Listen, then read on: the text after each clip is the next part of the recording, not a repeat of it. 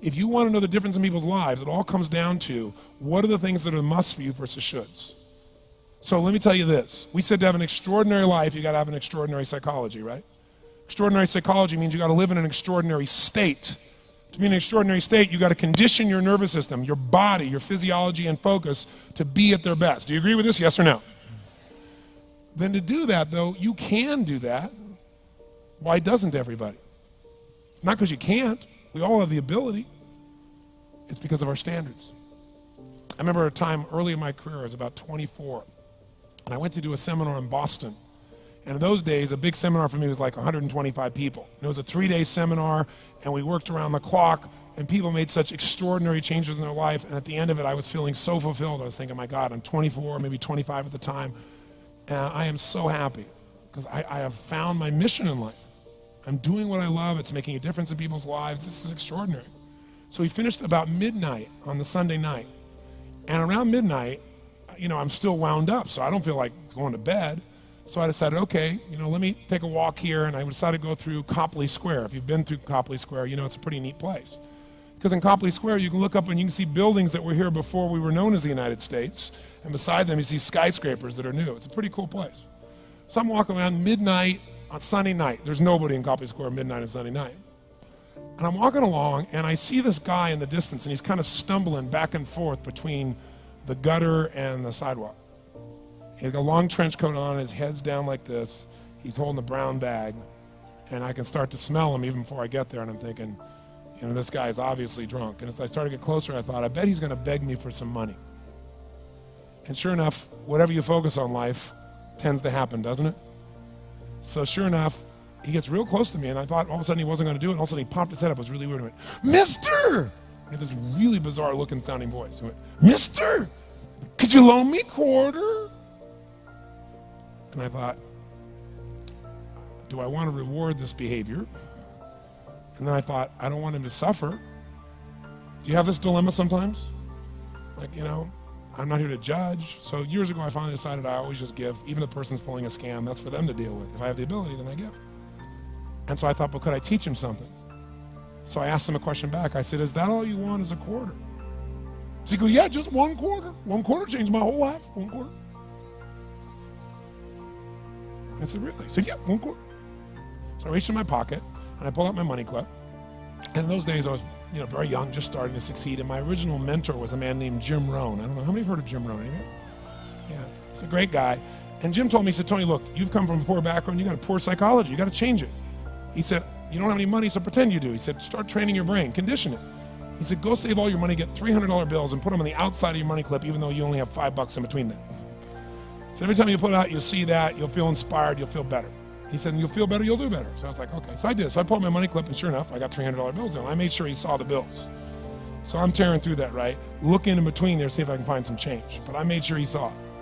Sure enough, he's looking at the $100 bills, checking it out. I find the quarter, I pull it out, take the money, put it in my pocket. I notice he's watching my hand going into the pocket. I took the quarter, and I looked at him, and I said, sir, life will pay any price you ask of it. And I gave him the quarter. And then something really interesting happened. He took the quarter. He looked at the quarter. He looked at me. He looked at my pocket. He looked back at the quarter, looked at me, looked at my pocket, looked at me again, looked at the quarter, looked at my pocket, looked back at me and said, you're weird. And then he shuffled on off like this, right?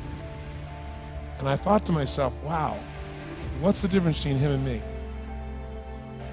I mean, I was 24, 25 at the time, doing what I love most, have my mission in life. And he's in his early 60s, drunk on the street, begging for quarters. What's the difference? And I thought, well, maybe God's blessed me because I'm such a good person. I thought, oh, he's such a bad person, that's such bull. And I thought, wow, maybe the answer to that question is what I just told him. Life will pay whatever price you ask of it. But you know what's interesting? You got to ask intelligently. In the Bible it says, ask and you shall what? Pretty good formula, you got to look into it. But you know what? It says ask and you shall receive, but I'm sure it meant ask intelligently. I'm sure that's what God meant. I'm sure he didn't mean bitch and you will receive. whine and you will receive. I don't think that was the instruction. Now, if you were going to ask intelligently, there might be 5 elements of that. Number one, you'd have to ask specifically, wouldn't you? You wouldn't ask in a general way. People do that all the time. They go, I want more money. Fine, here's $1, get out of here. Very often you're getting what you're asking for. You're just not aware of how general you're asking. Clarity is power. The more clear you are about exactly what it is you want, the more your brain knows how to get there. Your brain is a servo mechanism. It's like a bomb. Those bombs, those missiles, they have a servo mechanism. So if the target moves, it knows what the target is, it follows it. Your brain, when you condition it, knows exactly what to go for and it'll find a way to get there. Did you ever buy a certain outfit or a certain car and suddenly see that car outfit everywhere? How many of you ever had that experience? Say, aye. How come that car outfit's everywhere? It always was everywhere, but now you notice it. And the reason is because there's a part of your brain called the reticular activating system, the RAS. That part of your brain determines what you notice and what you don't notice. Your brain spends most of its time trying to make sure you don't notice because you'll go crazy if you notice everything.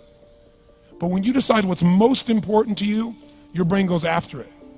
Everyone I know who's successful builds what I call an RPM plan. An RPM is built on the metaphor that the way to get from where you are to where do you want to go to the fastest is you got to build power, like in a car, RPMs. And the R stands for they know the result they're after. They know what they want precisely. If you don't know exactly what you want or you let yourself get beyond that into something general, you're not going to achieve it. Clarity is power. You got to know the specific result you're after. What do you want?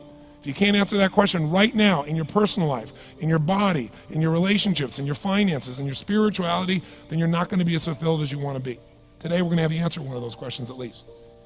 The second part of it, you got to know P, why you're doing it. Because you know what? You may get a big goal. Somebody says, I want to make $1 billion. I want to bring peace to the earth. Why? Because as soon as you come up with a goal, all the obstacles show up. And unless you've got enough emotional drive to break through that, you're never going to discover what it really takes. So you got to get yourself past that. And the way to get past that is have enough reasons. Reasons come first, answers come second. This man did not know what he wanted. He did not have enough reasons. To ask intelligently, you got to ask specifically. To ask intelligently, you got to know why you want it, have enough drive to make it happen, enough juice to make it happen. If you don't have enough reasons, you will not make it happen. And the M is, what is your massive action plan? What is going to get you to actually fall through? Because the first plan's not going to work and the second plan's going to work, so you better have enough plans that if the first two don't work, you still got something else. Otherwise, you're going to be having excuses why it didn't work. So asking intelligently requires that. So if we're going to be extraordinary in our results, we've got to be in an extraordinary state. We've got to know what we want and we got to go use it.